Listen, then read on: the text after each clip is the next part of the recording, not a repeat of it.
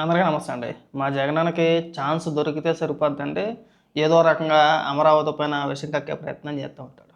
నిన్నటి నుంచి కూడా మనకి నేపాల్‌లో వరదలు మనందరికీ తెలిసింది కదా! దురదృష్టకరమైన సంఘటన. వందలాది మంది ప్రాణాలు కోల్పోయారు.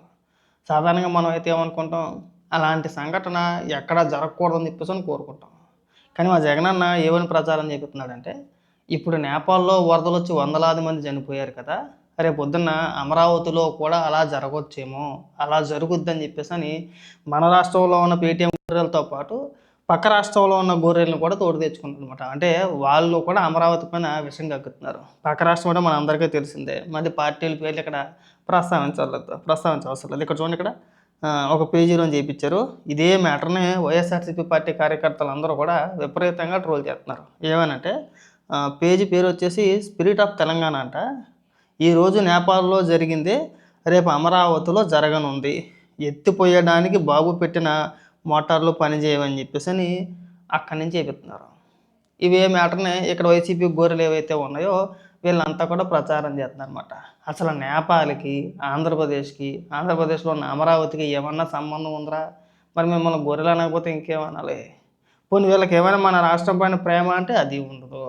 పక్క రాష్ట్రం వాడికి మన రాజధాని గురించి ఏం అవసరం ఉంటది? వాళ్ళకి డబ్బులిచ్చి చేపిస్తున్నారు. డబ్బులు ఇవ్వకపోతే వాడికేం అవసరం? అవసరం లేదు కదా!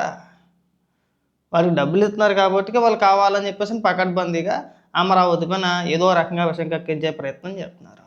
జగన్మోహన్ రెడ్డి గారు ఎప్పుడైనా సరే ఈ పిచ్చి పిచ్చి పనులు మానుకుంటే బాగుంటుంది. మీ మాటలు ఇప్పటికొచ్చి ఎవడన్నా నమ్మాడా అసలా?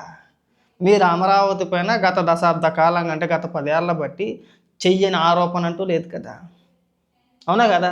2014 నుంచి 2019 వరకు రకరకాల ఆరోపణలు చేశారు. అమరావతి అన్నారు, భ్రమరావతి అన్నారు, కమరావతి అన్నారు. వేలు కాదు లక్షల కోట్ల రూపాయల అవినీతి అన్నారు. ఏకంగా చంద్రబాబు నాయుడు గారు 6,17,000 కోట్ల రూపాయల అవినీతి చేశారు. నా దగ్గర ఆధారాలన్నీ ఉన్నాయి, జీవోలతో సహా ఉన్నాయని చెప్పేసని ఒక పుస్తకం వేశారు. వేశారా లేదా? 2019కి ఎన్నికలకి ప్రజలు మీ మాటలు నమ్మారు. మీకు అధికారాన్ని కట్టబెట్టారు. అధికారాన్ని కట్టబెట్టిన తర్వాత ఆ 6,17,000 కోట్ల రూపాయలు ఏమైపోయిందో తెలీదు. మీరు అమరావతి మీద చేసిన ఆరోపణలన్నీ కూడా పక్కకెళ్ళిపోయినాయి. అవినీతి అన్నారు, అదన్నారు, ఇదన్నారు, ఏమీ తేల్చలేకపోయారు. ఆ తర్వాత 3 రాజధానులు అన్నారు, ఉన్న రాజధాని శ్మశానం అన్నారు. మన నాయకుల చేత అమరావతి రైతుల్ని, ఆ ప్రాంతంలో ఉన్న రైతులు ఎవరైతే భూములు ఇచ్చారో వాళ్ళందరినీ బూతులు తిట్టించారు.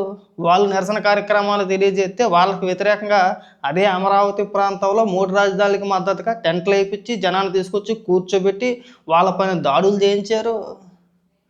3 రాజధానులు అన్నారు. ఆ బిల్లు ముందుకు వెళ్ళలేదు. వెనక్కి తీసుకున్న తర్వాత మళ్ళీ కొత్తగా నేను బిల్లు పెడతానంటే అది అయిపోయింది అక్కడితోటి. మళ్ళీ మొదలుపెట్టారు. అమరావతిలో ఏదో జరిగిపోతుంది, మునిగిపోద్ది అని చెప్పేసని. కనీసం మనం కడుపుకి అన్నం తింటున్నామంటే మనకు సిగ్గు ఉండాలండి. ఎక్కడైనా ఏదైనా ఒక ప్రమాదం జరిగితే అయ్యో పాపం అక్కడ అలా జరిగింది, అలాంటి పరిస్థితి ఎక్కడ కూడా జరగకూడదని చెప్పేసి మనం కోరుకోవాలి. కానీ అక్కడ అలా జరిగింది, ఇక్కడ కూడా అలాగే జరుగుతుందని చెప్పేసి మీ పేటీఎం ఆర్టిస్టుల చేత, మన పోరంబోకు ఎదవల చేత మీరు విష ప్రచారం చేస్తారా? అసలు మిమ్మల్ని ఎలా పోల్చాలో కూడా మాకు అర్థం కావట్లా. లేదండి దీనికి జగన్మోహన్ రెడ్డి గారికి ఏం సంబంధం అండి, వాడు ఎవడో అయితే దీనికి సంబంధం అని అడగొచ్చేమో మీరు. పక్క రాష్ట్రం వాడికి పని కట్టుకొని అమరావతి మీద పడి ఆడటానికి వాడికి ఏం పని ఏంటి అసలు? మనం ఇచ్చే స్క్రిప్ట్ కాదు ఇదంతా కూడా. వాళ్ళ టీం చేయించేది జగన్మోహన్ రెడ్డి గారు సోషల్ మీడియా టీం ఏదైతే ఉందో వాళ్ళంతా కావాలని చెప్పేసి ఒక విష ప్రచారాన్ని ముందుకు తీసుకెళ్తున్నారు. రాష్ట్ర ప్రజలన్నీ గమనిస్తున్నారు. పోనీ ఇప్పటి వరకు మీరు చేసిన పోరాటాల్లో, మీరు మాట్లాడిన మాటలకు మద్దతుగా రాష్ట్ర ప్రజలు ఎవరైనా సరే మీకు మద్దతుగా నిలబడ్డారా? లేదు కదా! ఎప్పుడూ నిలబడ్డారా? లేదు, ఎప్పుడు నిలబడలా. మీరు ఏ ఆరోపణ చేసినా అది పచ్చి అబద్ధం అని చెప్పేసి ఇట్టే దొరికేస్తారు మీరు. అలాంటివి మేము చాలా చూసాం. కాదు చెప్పమంటే నేను వరుస పెట్టి చెప్తాం, మళ్ళీ ఎప్పుడు చెప్పిందట్టే ఉంటుంది అది. బాబాయ్ కోట్ల పోటీ కానించి, కోడికత్తి డ్రామా కానించి, పింక్ డైమండ్, ఈ 6,17,000 కోట్ల రూపాయల పుస్తకం, ఇవన్నీ పచ్చి అబద్ధాలు. వీటిలో మీరు చంద్రబాబు నాయుడు గారి పని చేసిన ఆరోపణలో మీరు గత 5 ఏళ్ల కాలం పాటు అధికారంలో ఉండి కూడా నిరూపించలేకపోయారు. మళ్ళీ సేమ్ స్ట్రాటజీ. మరి గతంలో మీరు 3 రాజధానులు అన్నారు కదా, ఎందుకు చేయలేకపోయారు? సరే పొంతి మీరు ఏదైతే విష ప్రచారం చేస్తున్నారో అమరావతి ప్రాంతం కూడా అలాగే అవుద్దని చెప్పేసి మాట్లాడుకుంటూ వస్తున్నారు కదా. మరి ఇప్పుడు మావిగాని ఎక్కడ ఉంది? నువ్వు మావిగాని ప్రకటించావు కదా. మచిలీపట్నం, విజయవాడ, గుంటూరు ఆల్రెడీ విజయవాడ, గుంటూరు, ఈ ఉమ్మడి కృష్ణా గుంటూరు జిల్లాలోని 58 మండలాలు సిఆర్డీఏ పరిధిలోనే ఉన్నాయి. అంటే రాజధాని ప్రాంతమే. మరి మునిగిపోతే నువ్వు ప్రకటించిన మావిగాన కూడా మునిగిపోవాలిగా. మరి ఈ లాజిక్లు ఎందుకు మర్చిపోతున్నారు మీరు? మనకు లాజిక్లు అవసరం లేదేమో. గొర్రెల మంద కదా, లాజిక్లు ఏమో అవసరం లేదు. ఎట్టబట్ట అట్ట విష ప్రచారం చేసుకుంటూ వెళ్ళిపోవడమేనా? అంటే ఒక మాట మీద నిలబడండి. మనకు ఒక రాజధాని పైన మనకి ఇన్ని విష ప్రచారం అవసరం లేదు. ఒక మాట మీద నిలబడండి. పోనీ ఇన్ని ప్రచారాలు చేశారు కానీ పోనీ అమరావతి ఏమైనా నిర్మాణాలు ఆగినాయా? లేదు. మీ 5 ఏళ్ళు మినహాయించి అక్కడ పనులు ఆగుతున్నాయా? యథావిధిగా కొనసాగుతున్నాయి. ఆంధ్రప్రదేశ్కి ఏకైక రాజధాని అమరావతి అని చెప్పేసి అని కేంద్రం గెజిట్ నోటిఫికేషన్ కూడా ఇచ్చింది. ఇక మీరు తలకిందులుగా తపస్సు చేసిన అమరావతిని మార్చడం మీ వల్ల కాదు. మళ్ళీ దీనికి కూడా చాలామంది కామెంట్లు పెడతారు. ఏమని పార్లమెంట్లో చట్టం చేశారు, మళ్ళీ మేము అదే పార్లమెంట్ ద్వారాగా మేము మార్చలేమా? ఇక్కడ అసెంబ్లీలో తీర్మానం చేసి అక్కడ పార్లమెంట్లో చట్టం చేసి గెజిట్ నోటిఫికేషన్ తీసుకొచ్చారు, మళ్ళీ అదే పద్ధతిలో మేము మార్చలేమా అని అడుగుతున్నారు. జగన్మోహన్ రెడ్డి ఉన్న 5 ఏళ్ల కాలంలో సిఆర్డీఏ చట్టాన్ని రద్దు చేయడానికే విశ్వ ప్రయత్నాలు చేశాడు. చెయ్యని ప్రయత్నం అంటూ లేదు రాజధాని పైన. అసలు సిఆర్డీఏని పూర్తిగా రద్దు చేద్దాం, ఎవరి భూములు వాళ్ళకి ఇచ్చేద్దాం, మనం 3 రాజధానులు అని చెప్పేసి ప్రకటించుకున్నాం కదా, 3 ముక్కలాట ఆడేద్దాం అని చెప్పేసి విశ్వ ప్రయత్నాలు చేశాడు. కోర్టులు ఒప్పుకోవాలా? హైకోర్టు పదే పదే హైకోర్టు, సుప్రీంకోర్టు నానా చేవాట్లో పెడితే చివరి ఆఖరికి అమరావతికి భూములు వచ్చిన రైతులు ఎవరైతే ఉన్నారో వాళ్ళకి 6 నెలల్లో ఎన్నో టైం పెట్టినట్టున్నారు. అప్పట్లో వాళ్ళకి ఇవ్వాల్సిన ఈ కౌలే డబ్బులు ఏవైతే ఉన్నాయో అప్పచెప్పాలని చెప్పేసి పిటిషన్ ఎత్తే ఆ తర్వాత ఏం జరిగిందో ఏమనుకున్నాడో తెలియదు కానీ మళ్ళీ ఏమన్నాడో ఒకరోజు అసెంబ్లీ సమావేశంలో నేను 3 రాజధానుల బిల్లు వెనక్కి తీసుకుంటున్నాను అన్నాడు. పోనీ ఆ తర్వాత ఏమైనా ప్లాన్ బి చెప్పాడంటే ఆ తర్వాత ప్లాన్ బి చెప్పలా. ఆ తర్వాత 2 ఏళ్ళు అధికారంలో ఉన్నాడు. నేను విశాఖపట్నం వెళ్ళిపోతానండి, అక్కడ భవనం కట్టుకున్నాను, నేను రుషికొండలో అడిగెట్టేస్తాను, అక్కడ భవనం నా కోసమే కట్టుకున్నాను, ఇంక డైరెక్ట్గా అందులో దూకేయడానికి వెళ్ళి పక్కన సముద్రం ఉంది, ఆ కిటికీ వారు కూర్చొని ఫైల్ మీద సంతకాలు చేస్తాను, మీ బిడ్డ అక్కడి నుంచే పరిపాలిస్తాను అన్నాడు. ఇదే జగన్మోహన్ రెడ్డి.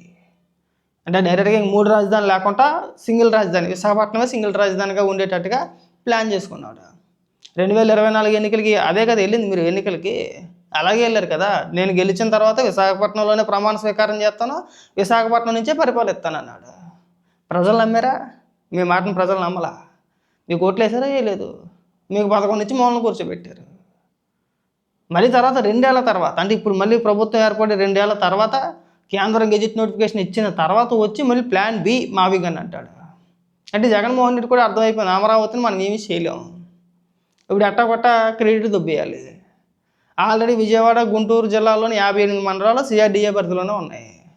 మనం దానికి మచిలీపట్నం అని యాడ్ చేద్దాం. మచిలీపట్నం, విజయవాడ, గుంటూరు, మావిగన్. రేపు అన్నారు ఒక 10 ఏళ్ల తర్వాత 20 ఏళ్ళ తర్వాత అమరావతి క్రెడిట్ కూడా జగన్మోహన్ రెడ్డి దుబ్బేసే ప్రయత్నాలు మట్టి ఇవన్నీ కూడా. నేను మళ్ళీ చెప్తున్నాం, మీరు అమరావతి పైన ఇలాంటి పోరంబోకి యాదవుల చేత ఎన్ని రకాలుగా విష ప్రచారాలు చేయించినా అమరావతి నిర్మాణం ఆగదు. నేను ఇంకోటి చెప్తున్నా, ఈ తెలంగాణలో ఉన్న కొంతమంది మేధావులకి, ఈ పనికిమాల సన్నాసులకి, మన హైదరాబాద్లో ఒక చుక్క వర్షం పడితే పీకలోతు నీళ్ళు వస్తాయి. ముందు మనం కడుక్కుంటే బాగుంటుంది, బ్రహ్మాండంగా ఉంటుంది. పక్క రాష్ట్రాల గురించి, పక్క రాష్ట్ర రాజధానుల గురించి మీకు అనవసరం, మాది మేము చూసుకుంటాం, మీది మీరు చూసుకుంటే బ్రహ్మాండంగా ఉంటుంది. ఎవరికి ఎలాంటి సమస్యలు ఉండవు.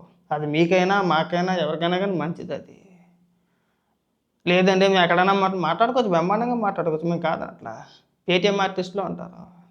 ఇప్పుడు మేము వచ్చి తెలంగాణ రాజకీయాల్లో ఏలెట్టి మేము ఇక్కడి నుంచి అక్కడ గొడవలు చేసుకున్నాం అనుకోండి, మమ్మల్ని ఏమంటారు? వాడికి ఏం పని అసలు? ఆ పక్క రాష్ట్రం వాటి సమస్యలు వాళ్ళకు ఉన్నాయి, వాళ్ళ సమస్యలు వాళ్ళు చూసుకోకుండా పక్క రాష్ట్రానికి వాళ్ళ గురించి వాళ్ళకి ఎందుకు అని అంటారా లేదా?